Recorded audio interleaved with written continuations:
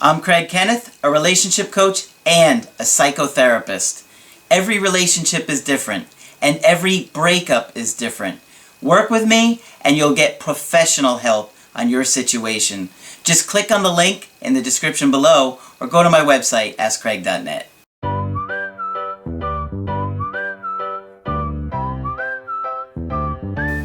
Hi there, I'm Coach Kenneth, and in this video, I'm going to be talking to you about reflecting on your past to improve your present.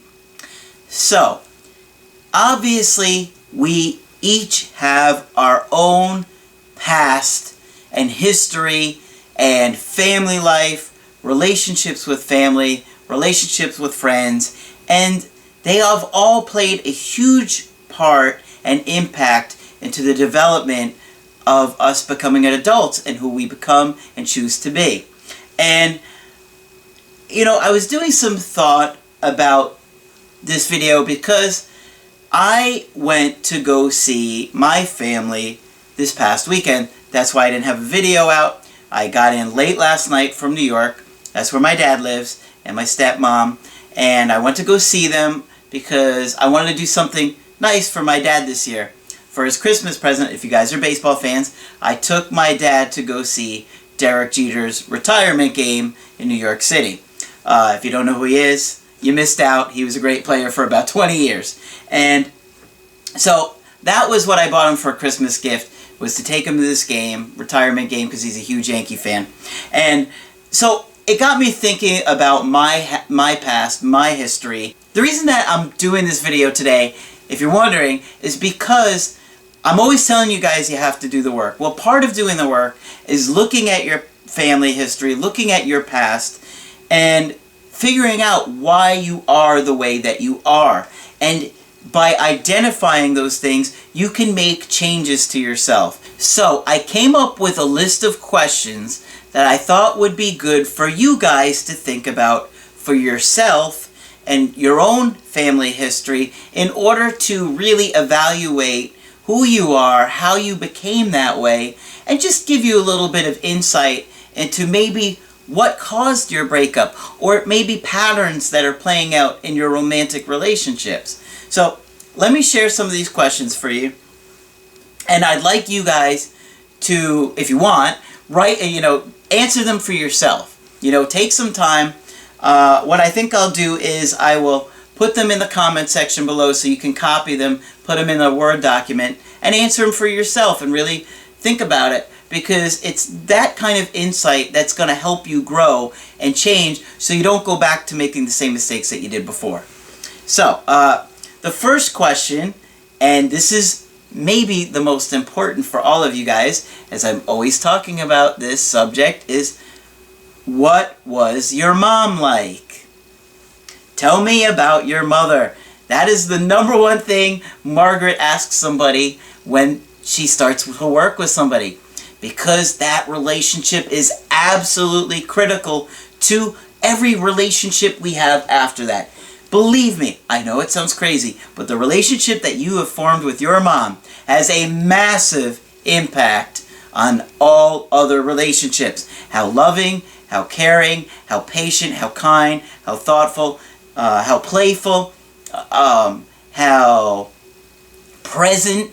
All of those things are absolutely critical. So write down and think about this. What was your mom like? One of the things that you might want to look at is how anxious were they? Remember, if somebody's anxious, they tend to become self-absorbed. They consider what they're thinking, how they're feeling, and they tend to ignore other people's thoughts and feelings. Right? So my mom was very anxious. In a way, she was an incredibly kind and thoughtful person. Absolutely everybody loved my mom. She was a sweet kindergarten teacher that everybody just truly loved. And if you think I'm nice, she's even nicer than me. And so she was a great mom.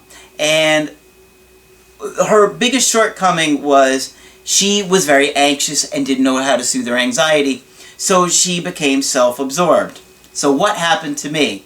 Well, oftentimes we try and give people the very thing that we had wished we had gotten. So what did I become? a therapist. I listen to people. Now I do the coaching, but a big part of that is listening to you guys. Why do I do that? Because when I was little, when she was anxious, she wouldn't be able to listen to me. Because when people are anxious, they have a very difficult time hearing other people. So, the point is, I had wished someone was there to listen to me when I was a kid, so that is what I give to you. The very thing I had wished I had gotten in my childhood. Insightful, right? But it takes a long time to figure this stuff out. How depressed was your mom? Anxiety and depression often go hand in hand. If you had a mom that was depressed, then there's a good chance she wasn't very present for you, attentive to you, wasn't getting all your needs met because she was, struggling inwards and inside, focused on herself because she didn't have anything else to give. Okay. Do you see yourself with similar characteristics? I'll bet you do. I bet if you take a good hard look at yourself and start to listen to what other people have told you about yourself, you'll see that you have very similar characteristics to your mom. I do. I used to have a lot of anxiety. Now it's much more calm, much more relaxed. But I could tell you I would not be who I am today if my mom didn't have that level of anxiety that she did. Okay, what do you like about those qualities? Think about it. What do you like about the qualities that you share with your mom? I'm sure there are some good in them. What do you wish was different? I'm sure you could take a look at the shortcomings that they've caused you, and it will help you understand what do you wish that you could do that is different. How does your mom treat others? Good question, right? Think about it. Pay close attention. How does she treat people? How does she treat your dad? That's really important. Now, if you think about it, how do you treat your partner in a way that she treated her partner? Are you seeing a correlation between the way your mom treated your partner and that you treat your partner? I'm willing to bet that you do. Okay. How did she treat you? And that's obviously huge. The more love and affection you got, especially in those first 2 to 3 years of life, the more secure you would feel in your romantic relationships. Do you treat others the way she treated you? I could tell you that based on the way my mom treated people, I follow similar footsteps, and I treat people in a similar way, or at least I try to, because I always thought my mom treated people really well. How loved did they make you feel? Now this goes for mom and dad. How loved did they make you feel? Think about it. Did you feel unwanted? Did they tell you you were unwanted? Sometimes parents say things that are really mean and hurtful, even if they don't mean it. Okay. How do you think your parents' relationship affects how you treat your partners? Did I say that question already? I can't remember if I asked something similar, but if I did, just ignore that one. Now, with the questions that I said earlier, what was your mom like? Write the same things down for your dad, or whoever your caretakers were. What was your dad like? How anxious was he? Was he depressed? Do you see yourself with similar qualities to him? What do you like about those qualities? What do you wish was different? Follow those same things for your dad too. Okay. Which parent do you identify with the most and why?